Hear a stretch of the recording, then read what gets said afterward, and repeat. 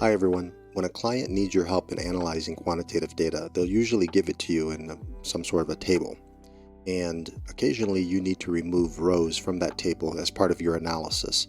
And this video will cover how to do that in R.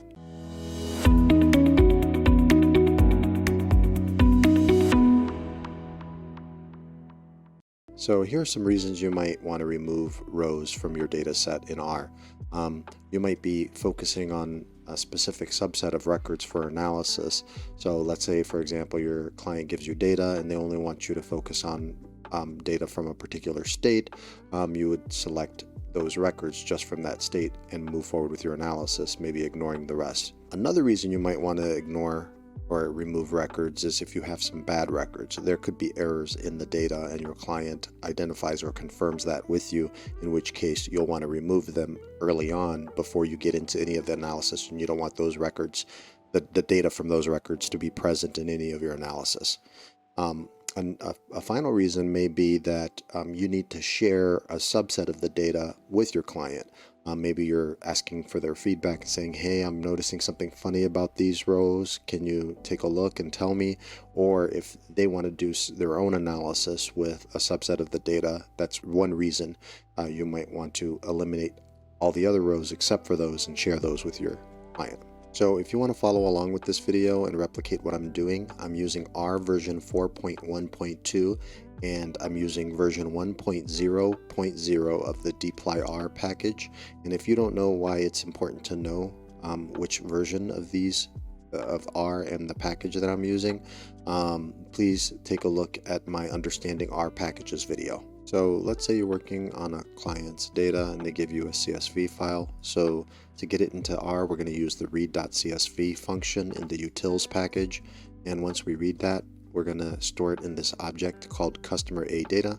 That's what I'm calling it. And I hit run, and we see that it read in. There are 1,897 rows or observations of 194 variables or columns. We can preview it by clicking on it, and we will see a preview. We can't edit any of these values, but we can preview them. And then also, it's a good idea to check out what type of object it is, and we will, in order to do that, use this str function, which stands for structure, and then we'll type in the name of the object here. So we can click that, and then I'll hit enter. And it's showing me a preview of each of the columns here, but it says it's a data frame. And a data frame is a common data type in R. It's the one that you'll be using most often when you're reading a CSV or SPSS or Excel file.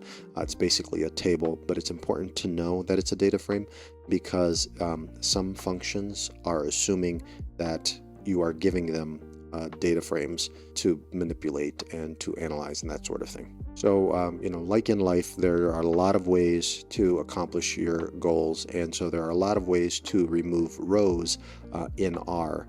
But I find that the most easy way to do that is to utilize the dplyr package. And so I have already installed dplyr on my machine.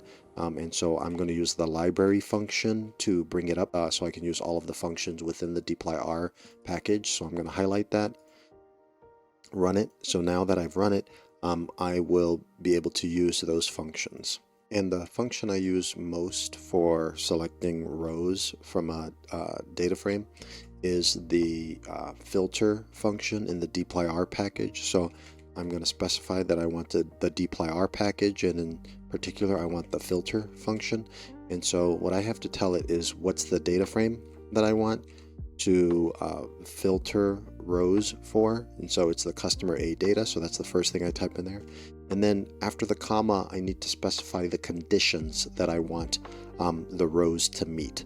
And it'll look at the condition and then look through all of the rows in the data frame.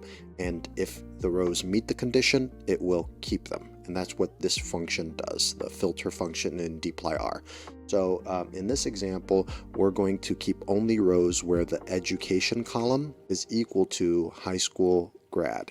And so that has a special, the is equal to statement is expressed in R here by using this equal sign. And so I'll say equal equal, and then because the column education is a character or is a text column, I need to express its value as it's represented, which is within quotes. And I need to type it up exactly the way it's present. So the one that I care about is capital H, capital S, space, grad. And the reason I know this is I can actually click on this to preview it. And I look and see education. Yep, it's HS space grad. I want to keep all the rows in this data file or all the rows that meet this condition where the column education is equal to HS grad. So it'll keep these first two rows, it'll keep these rows 9 and 10, keep going down, and so it'll do that for and it'll look at all 1,897 rows. And so that's how I express that. A quick note, this might seem funny, but the reason why you're using the two equal signs is because in R, if you use just one equal sign, that's like telling R, I want this thing to equal that. Like, take the thing that I'm telling it is equal to and make that true. So if I said education equal to HS grad, it will create an object called education and it will make that equal to HS grad. And that's not what we want. Instead, we want to specify this condition, and you can think of the equal equal as meaning it is equal to. Instead, we want it to satisfy this condition. And what this is doing is saying, well, if education is in fact equal to this value, then basically it's testing that condition. Is that the case? If it is the case, the result is true. If it is not the case, the result is false. So it's evaluating this logic. It's not making education equal to that. We're asking the question, and then it's producing a response in the back end. And so by doing this, what R is doing is it's going through and looking at every single row, looking at the education column, saying, well, is it equal to high school grad? If yes, true. Go to the next row. Is that equal? If yes, true. Go to the next one. Is that equal? If it's not, false. And so it's doing all of this, and then it will take all the trues and then remove those, and then that becomes the result of this thing here, which we're going to store, and we're going to call that, well, let's call this HS grad data. And so if I highlight this and run it, we'll see here that this object has only 551 rows. So if I click on that, it has the same number of columns. But if I click on this and I've got the preview here and I look over at high school, or I look at education, we'll see that every single row has a value of HS grad for that column. Now, let's say we wanted to get a little bit more sophisticated with the conditions that we want met. And let's say that in addition to keeping the rows where education is high school grad, we also want it to satisfy this condition of credit.score.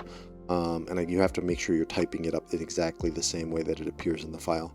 We want to make sure that it's also true that credit.score is greater than or equal to 700. And just want to make a note here that in order to use a greater than or equal to or less than or equal to or greater than, any of those operators, these are called operators. In order to use one of these, the column that you're evaluating has to be numeric. So like, for example, you couldn't say, keep hair color. Let's say you had a column called hair color. Keep hair color greater than blue, in quotes. That doesn't make sense, and R is going to freak out. It doesn't know what you're talking about. But I can do this here because credit score is numeric, and so it can evaluate whether or not each value is greater than or equal to 700, which is a number. So that's okay. Now, if I look at this and let's call this new object HS grad good score, or good credit score. And then I'm going to run this filter function on the data set with these two conditions that need to be met, and then I'm going to run that to create that object. And you'll see that this new object only has 75 rows. and still has 194 variables. So we look at this and we look and say, okay, well, education is equal to high school grad for all of them. And you'll notice that credit score is also greater than 700 in each of these instances. And so each condition that you specify and you place, after a comma here, all of those have to be met. And then the result of that will be stored in the object that you create. Now, there's another operator that's sometimes helpful to use. And so let's say, for example, you're interested in everyone who was who had an education other than high school grad. So it's important to know this operator, which makes it a lot quicker than saying, like, I want to keep the record if education is equal to 2-year degree or 4-year degree, or, it can get long-winded to say it that other way. And so instead what we can say is, I want to, let's call this non-HS grad. Or actually let's make this a little bit clearer. We'll just say other than HS grad. Because if they've got a college degree or whatever, they graduated high school, but that wasn't their highest one. So instead of saying we want the rows where education is equal to high school grad, we'll say not equal. And this exclamation point means not.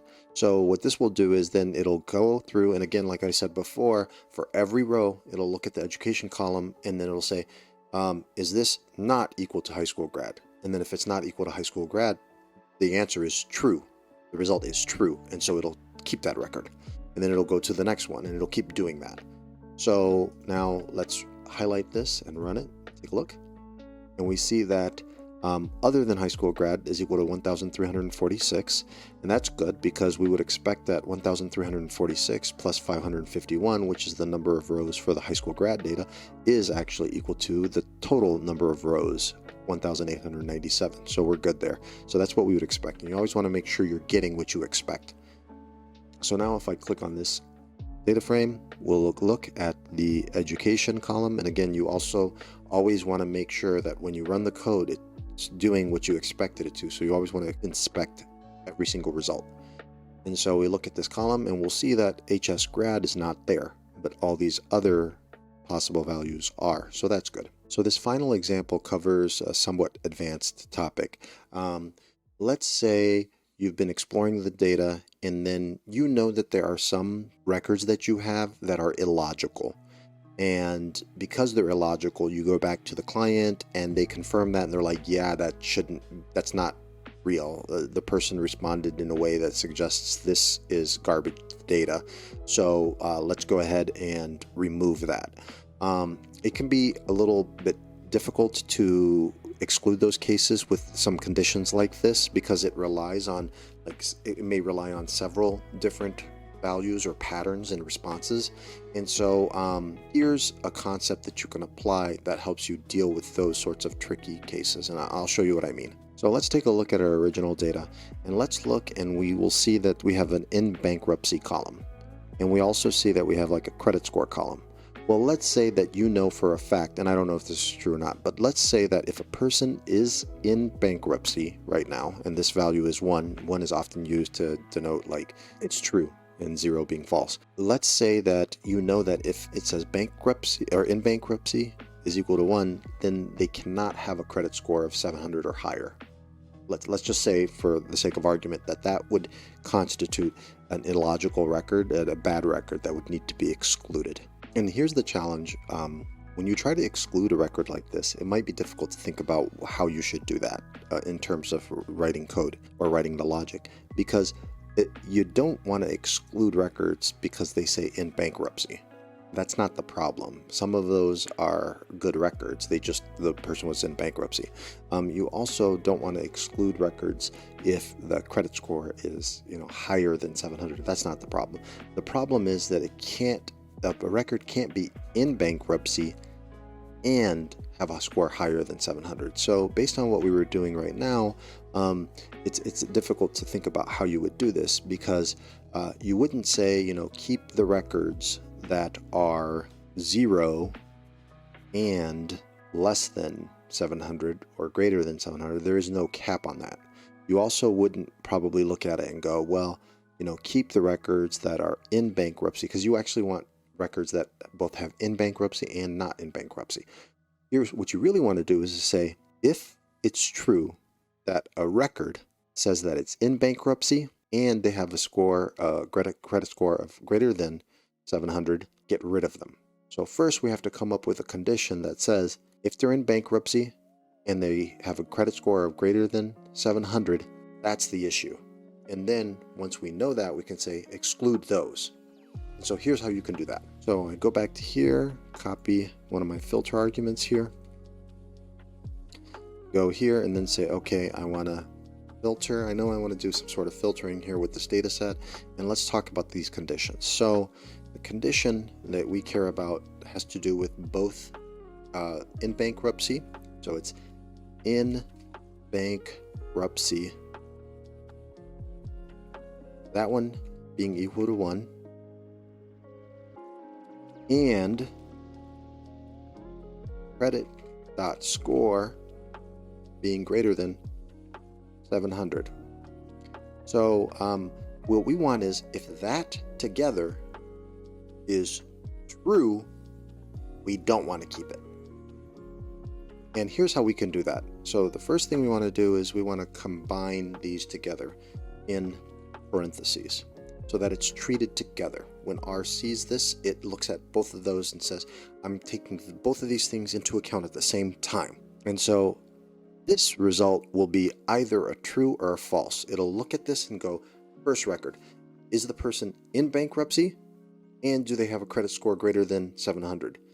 If that's true, this will turn into a true result. But here's the problem. We don't want to keep the true results. We want to keep the false results. So what we'll do is we'll say we want this thing to equal false. And remember I said that what R is doing is it's taking a look at your logic, and internally it's saying true, false, and it's going and then evaluating that. So it will do that with this condition. And so for each row, it'll give it a true, false, and the trues are the problem cases. So what we want to say is we want to keep the rows where that's equal to false. And what this will end up doing is it will exclude those records that are problematic. So we will say legit data, for example. And now if we look at the original data set, had 1897 rows. And so I'm going to go ahead and run this. This one has 1884. So there were 13 records that were problematic based on this condition. And here's how I can evaluate whether or not we did that correctly.